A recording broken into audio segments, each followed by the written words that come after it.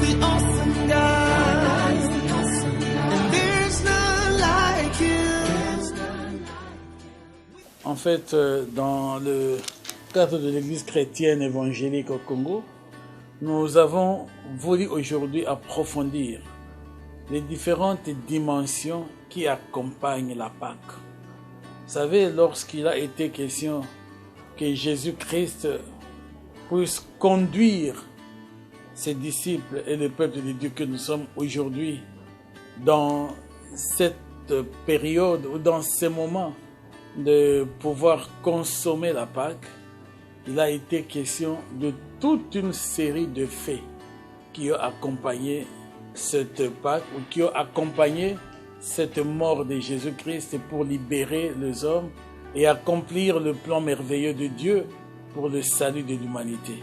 Il est très important de pouvoir observer ces faits parce que beaucoup de gens nous lisent ou nous interprètent peut-être d'une certaine manière. Mais tous ces événements montrent le plan du diable qui essayait de s'élever contre la mission de Jésus-Christ sur la terre, afin qu'il n'y ait pas un résultat sur lequel les hommes pouvaient compter. Mais le diable avait oublié que tout ce qu'il a mené suscitait la haine, suscitait la jalousie dans le cœur des principaux sacrificateurs. Pour lui, ça devrait gêner et déranger la mission de Jésus-Christ. C'est vrai, ça suscitait un conflit d'intérêts. Les principaux sacrificateurs, et c'est ça un des premiers faits qui a accompagné l'accomplissement de la Pâque, c'était ces conflits d'intérêts entre les principaux sacrificateurs et Jésus.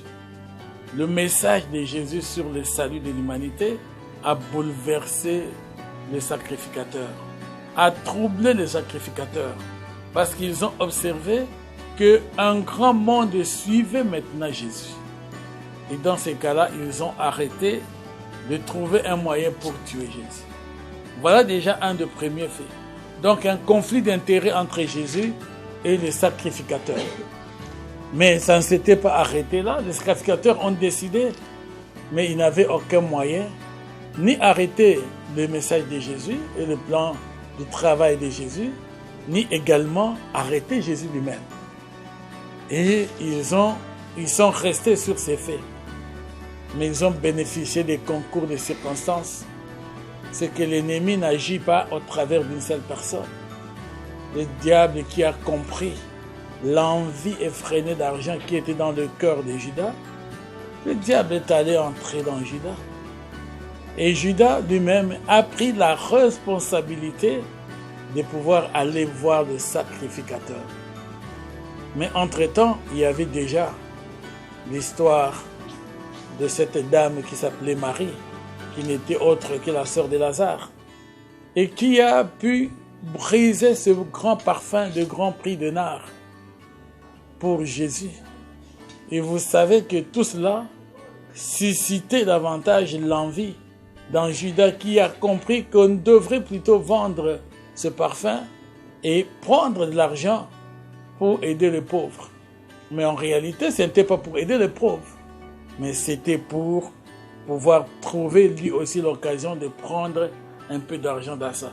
En fait, il y a toute une considération des faits qui contribue à montrer aux enfants de Dieu que le mécanisme, la Pâque, au travers de ces différents faits, pouvait pratiquement être vite facilité par le concours de l'homme.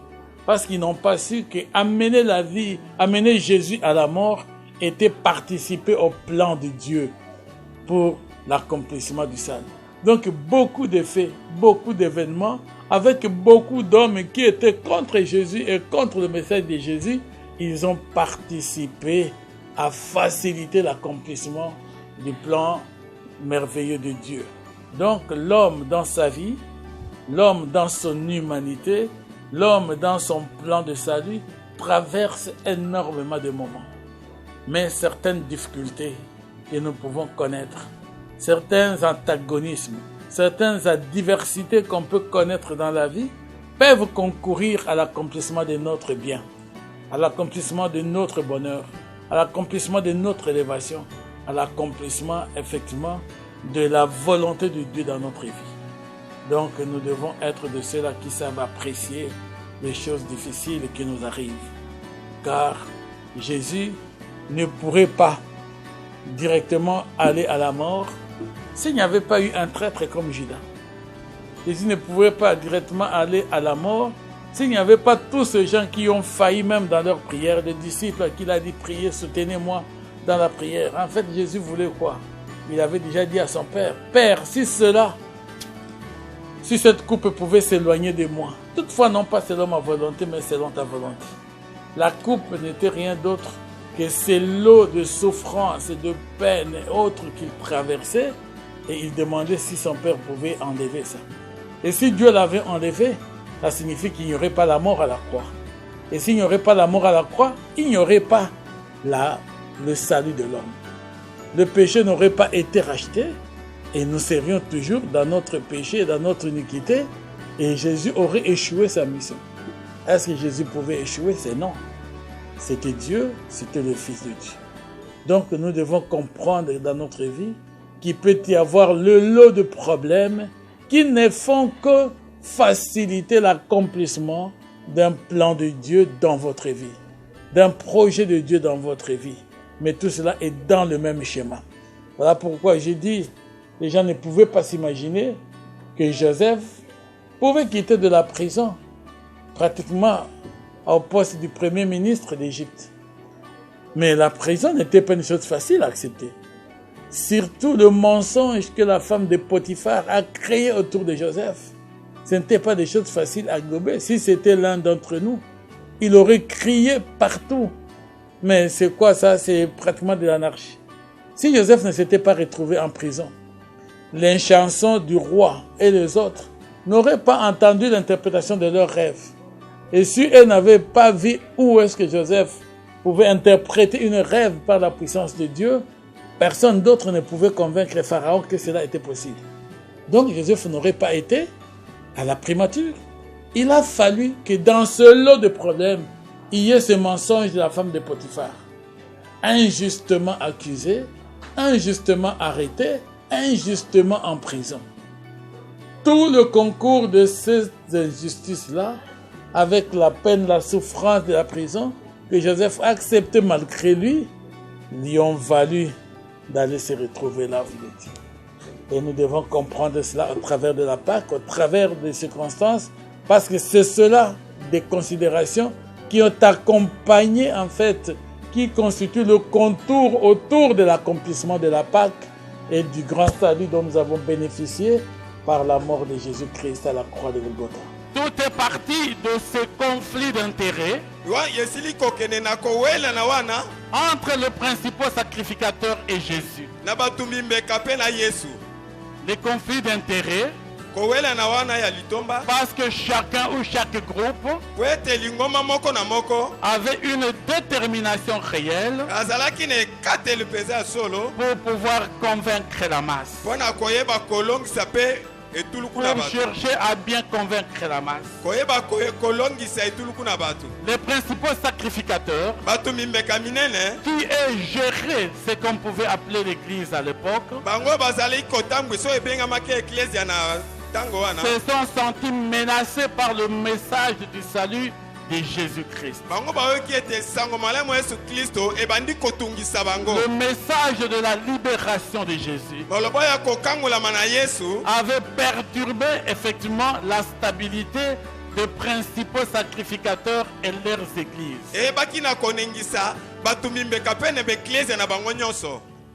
Ils ont eu peur que tout le monde suivait maintenant Jésus. Et ils se sont décidés à trouver comment il fallait l'arrêter. Comment il faut le prendre. Et il s'est arrivé que les choses arriva pendant qu'on célébrait la Pâque à Jérusalem. Et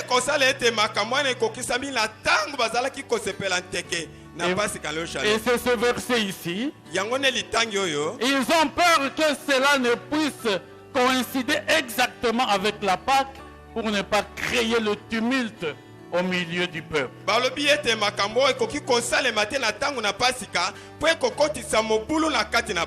En même temps, ils cherchent comment est-ce qu'ils peuvent procéder pour arrêter Jésus.